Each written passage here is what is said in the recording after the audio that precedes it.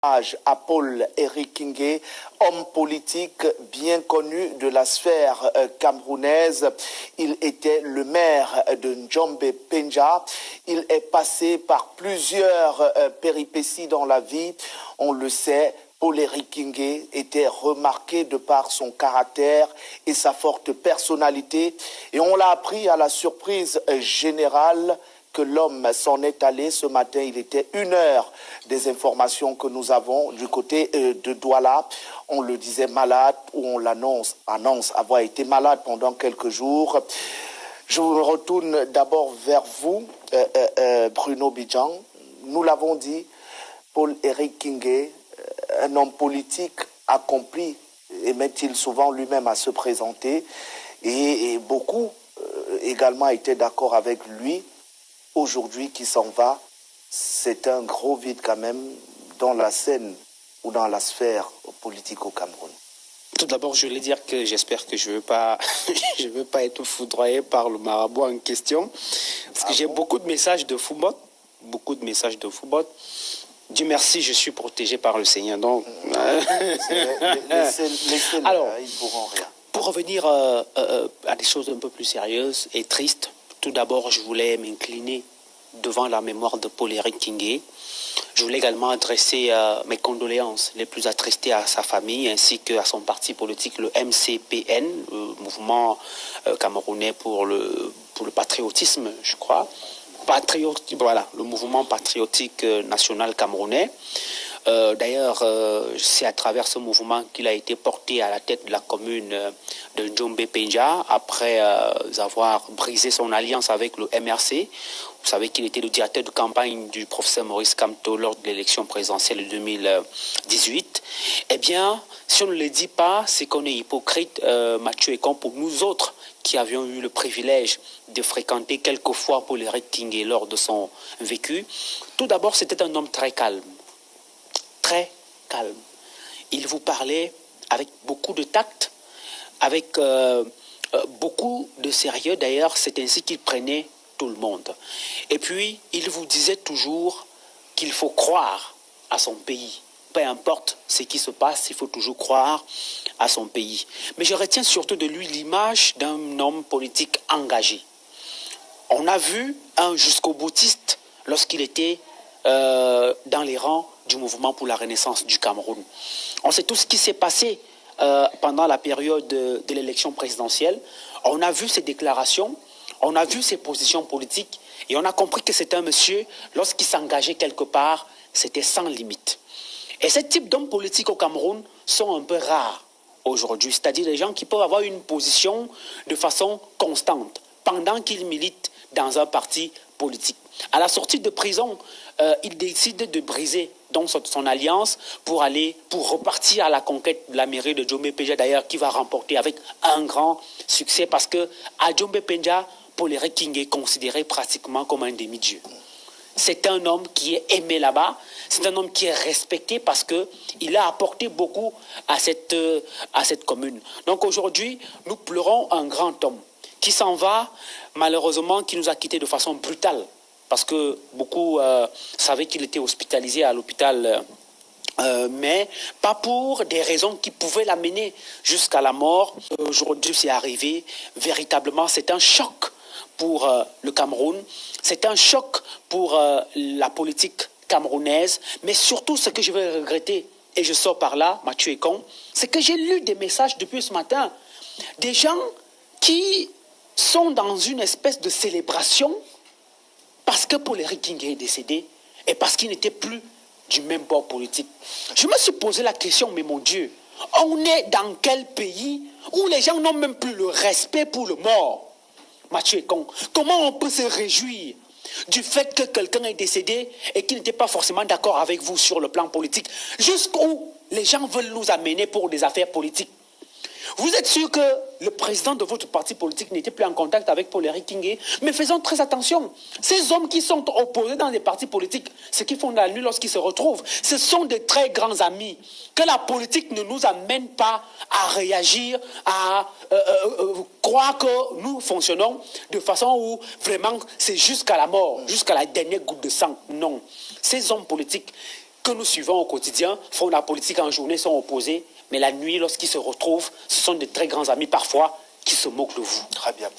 Eric Eddy Armand Machuako, pour Eric Kingé, c'est 2 séjours en prison en 2008 et en 2019.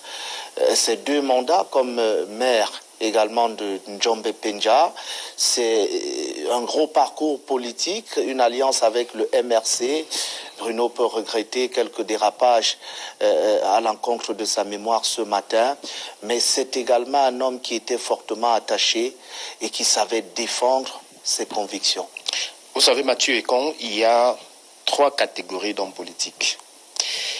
Il y a la première catégorie, c'est celle de ces hommes politiques qui occupent juste de l'espace. Dans le paysage politique camerounais, il y en a qui sont là juste pour occuper de l'espace. À côté de cela, il y a les ambitieux, c'est-à-dire qui montrent qu'ils peuvent réaliser un certain nombre de choses. Et à côté, il y a les audacieux, c'est-à-dire qui passent au-delà de l'ambition pour poser des actions concrètes. Et je pense que M. Paul-Éric Kingé appartenait aux 2 dernières catégories, c'est-à-dire des ambitieux et des audacieux. Je le dis parce que lorsque vous essayez de sculpter le parcours politique de ce monsieur, vous comprenez que c'est quelqu'un qui a toujours cru en ses convictions. Et vous-même, vous savez également que c'est quelqu'un qui était assez tranchant dans ses positions lorsqu'il estime que vraiment telle ligne ne me convient plus ou ne me convainc plus. Il claque la porte. C'est ce qui s'est passé avec le MRC. Mais également, il faut peut-être le rappeler, du côté de la commune de Njombe, de ce côté-là, les populations avaient du respect pour lui parce qu'il avait pris sur lui, n'est-ce pas, de tout faire pour changer les conditions sociales de ces populations-là. Et même avec les autorités administratives, lorsque ça n'allait pas, il leur faisait savoir que ce n'est pas comme ça que ça se passe. Vous vous rappelez la dernière risque qu'il y a eu du côté de la carrière de Njombe Penja là-bas, c'était justement parce que M. Eric Kingé estimait que il est inadmissible que des entreprises viennent exploiter une carrière et que les populations vivent aussi mal. Ces carrières-là devaient profiter aux populations, question d'améliorer leurs conditions de vie. Donc, c'est un peu cela, et c'est la même chose, parce qu'il faut le rappeler. M. Paul-Éric Kingé, à travers son parti politique, n'était pas seulement maire de cette commune, du côté de Njombe Penja, mais également sa formation politique a glané une autre commune du côté de Dibombari. Beaucoup de gens ne le savent pas aujourd'hui.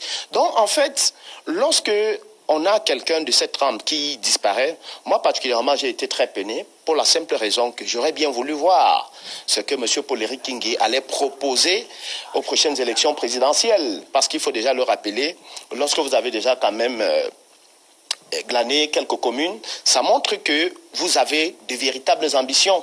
Et lorsque vous essayez de voir ce qu'il proposait en termes non seulement de réalisations sociales ou alors de projets sur le plan social, sur le plan économique, quelqu'un qui vous fait comprendre que la mairie ne doit plus être simplement cette structure qui collecte les impôts, mais il ambitionnait justement investir à travers des entreprises situées dans sa commune pour que après qu'il ne soit plus là, que ces entreprises-là continuent de générer les bénéfices pour pouvoir aider les populations. Je pense que c'est quelque chose d'assez remarquable et on a toujours envie de voir ce type de personnes-là, n'est-ce pas, progresser et peut-être proposer des choses aux Camerounais qui puissent aider le grand nombre. C'est dommage qu'il soit parti, il faut quand même le reconnaître, c'est quelqu'un, qu'on le veuille ou pas, qui a aujourd'hui une certaine présence sur le plan politique. C'est de ça qu'il s'agit. Martial, vous faites partie de ces journalistes qui ont eu le privilège d'avoir Paul-Éric Kingé en interview.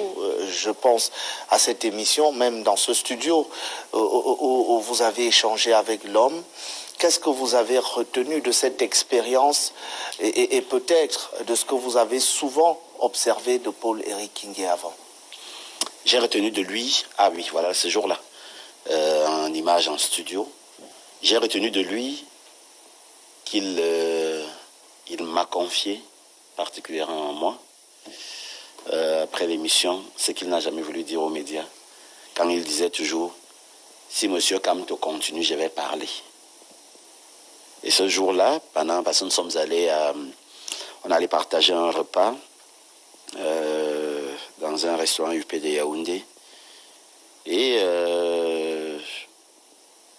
entre deux bouchées, pendant qu'il était assis à côté de moi, pendant que l'un des mes anciens collègues discutaient de quelque chose.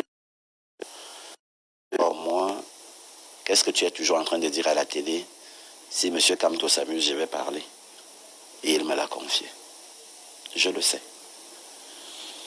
Et je peux donc, parce que je le sais, je peux comprendre pourquoi certains envoûtés politiques se réjouissent de son décès. Parce que je ne comprends pas comment quelqu'un... Mais bon Dieu, quelqu'un est mort, tu jubiles, mon frère. Si ce n'est pas la folie, tu es où? On retiendra que c'est un passage obligé à tout humain. Non, c'est un passage normal de tout être vivant. Vivant, même pas cause humaine. Être végétal ou être animal ou humain, c'est un passage normal. Et Nietzsche disait d'ailleurs que lorsqu'un humain naît, il est déjà assez vieux pour mourir. Lorsque monsieur Paul-Éric Kinge, avec son mouvement patriotique pour un Cameroun nouveau, il avait l'habitude de dire « En Djombe Penja, même Paul Biya ne peut pas me battre à une élection ». Ça veut dire c'était le genre d'élus locaux qu'on souhaite avoir au Cameroun. Il y a des élus ici, parce qu'il s'en va chercher son investiture ailleurs, il vient au village vous imposer que on a dit que c'est moi qui dois être député. Paul-Éric Kinge n'a pas eu besoin du parapluie d'un député. Il n'a pas eu besoin du parapluie d'un maire. Il n'a pas eu besoin du parapluie de je ne sais trop qui. Il n'a pas eu besoin. Mais il a été élu parce qu'il a proposé aux populations un projet de société qui correspondait à leurs aspirations. Qu'a-t-il fait pour la postérité? Paul-Éric Kinge lègue à la jeunesse camerounaise, cette jeunesse qui tombe malheureusement aujourd'hui dans la dépravation et qui est tombée prisonnière des telenovelas. Il leur a légué une télévision qui s'appelle School Africa, où on donne des cours en ligne.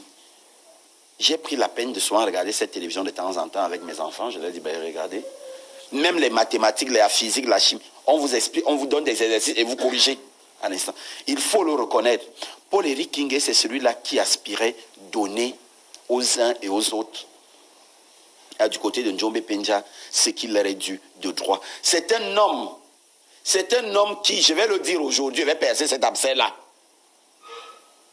Le MRC se meurt aujourd'hui parce qu'ils n'ont pas su exploiter M. Paul-Éric Kinge. Très bien.